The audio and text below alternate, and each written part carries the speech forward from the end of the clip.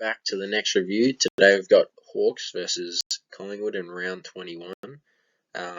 Interesting game where the Hawks were able to upset top of the ladder Pies, so let's get into it. We got the stats here, a bit of a cluster because I've got 4 this time. Number 1 is to stop their run and defend the middle of the ground. They're number 1 in bounces and handballs, showing you that they like to run with the footy. They're also number 1 in uncontested possessions, meaning they create space and work hard to get to the open space. And in the last 5 games of the season, they were actually up to 3rd in marks on inside 50 rate, which means when they were going in, they were hitting targets in space.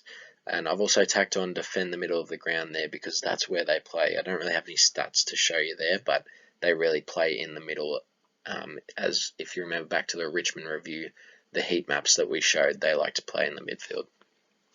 Number 2, tag Sicily, avoid kicking straight toward goal. Sicily is probably one of the few players that I would tag. His influence on the game that I'd watched, incredible.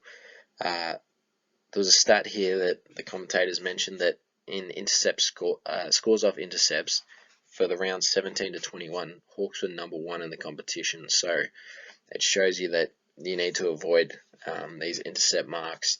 And in the last 5 games of the season, they were up from 15th in intercept marks to 9th. Shows real improvement there from the Hawks. And also, if you're avoiding kicking to where Sicily is, their defensive 1v1 loss percentage is 17th. So they're not great one-on-one, but they are very good at getting numbers to those contests and taking intercepts. Third point is to take advantage of the lack of pressure. Hawks surprisingly have very, very poor pressure. 17th in tackles, 18th in pressure acts, 17th in marks allowed, and 17th in 1%ers.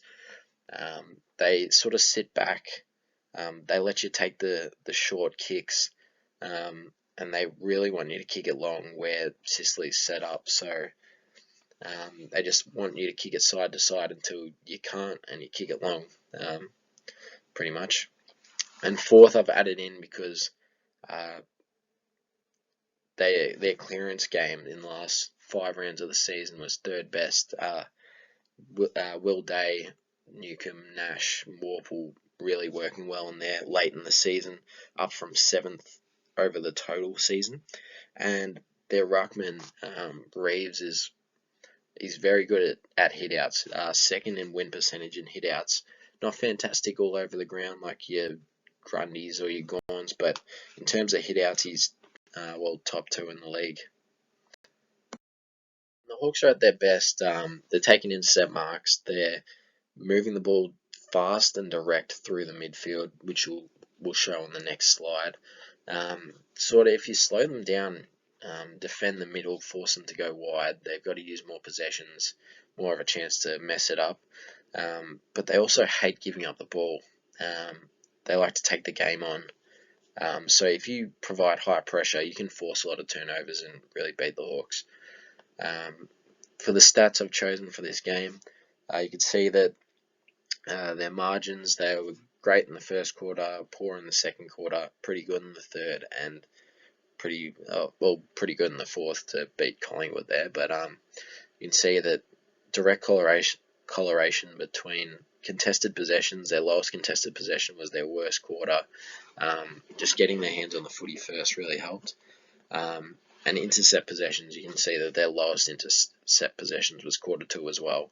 They were really dominating from intercepts in the first quarter. Sicily especially had 14 disposals.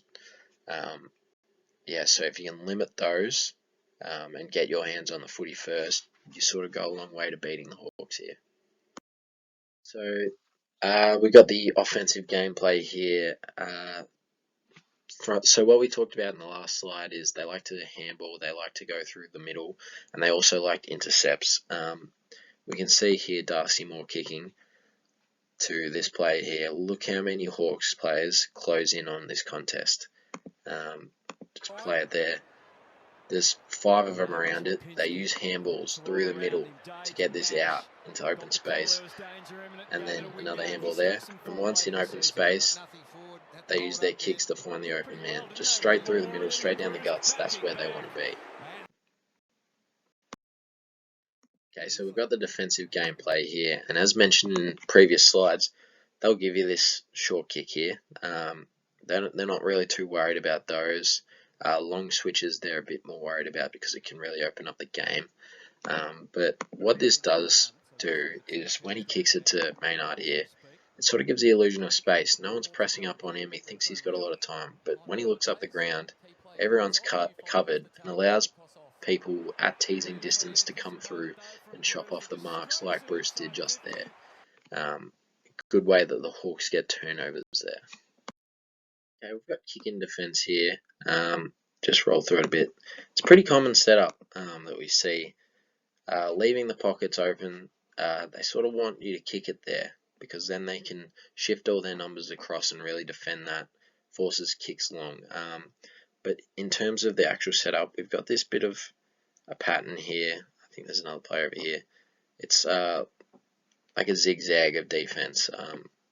Gives you opportunities to close off a lot of kicks by doing that.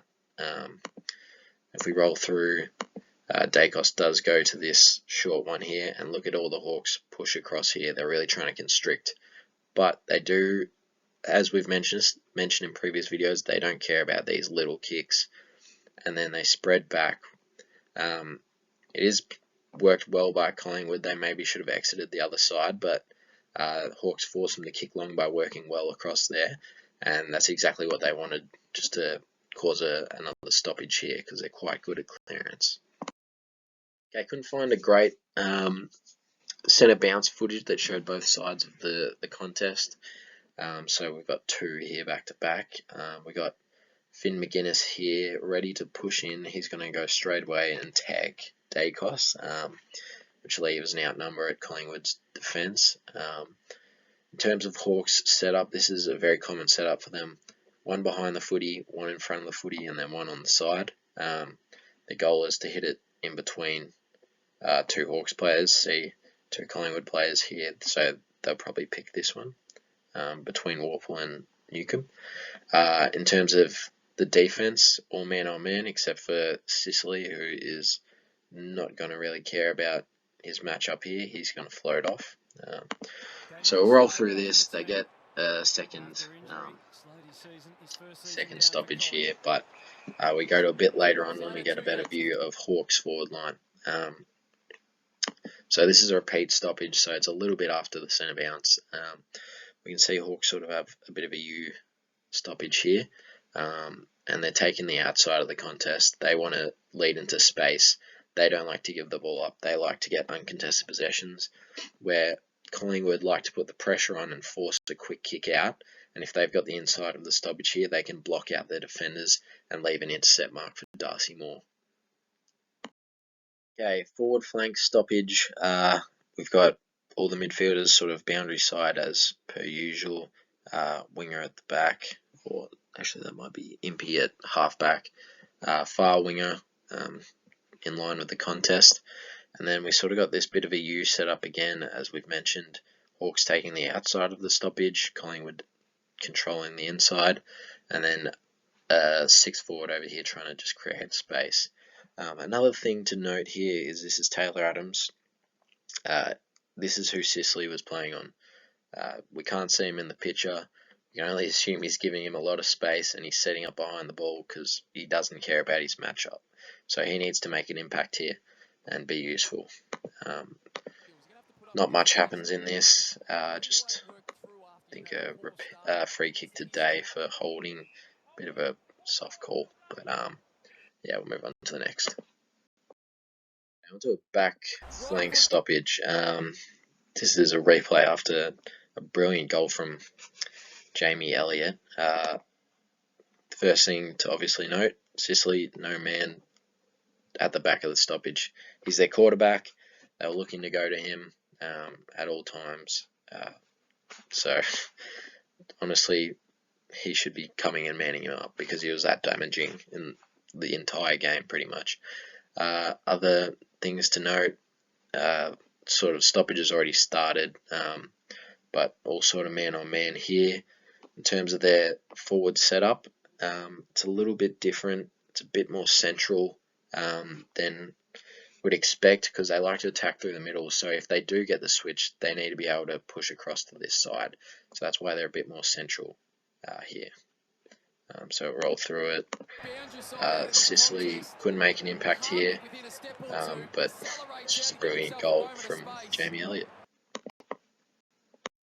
So this is similar, but just a lot deeper. D50 stoppage.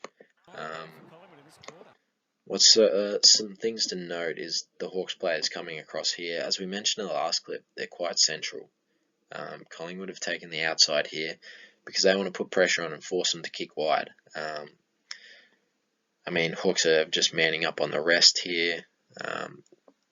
Bit hard to spot. Weddle is sitting at the back here, but he might go man up.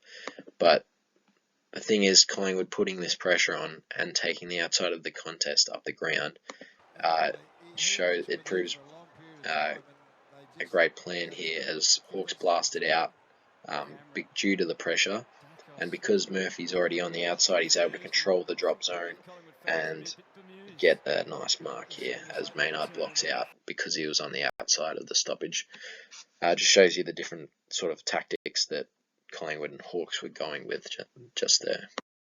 Lastly, we've got the forward 50 stoppage for the Hawks. It's a bit, bit small, bit difficult to see, but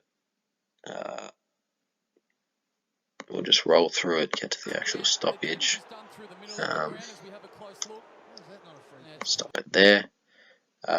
First thing to notice, Hawks behind the ball. They're set up to get intercepts, they're not set up to defend their man. Further down the ground, we've got man on man.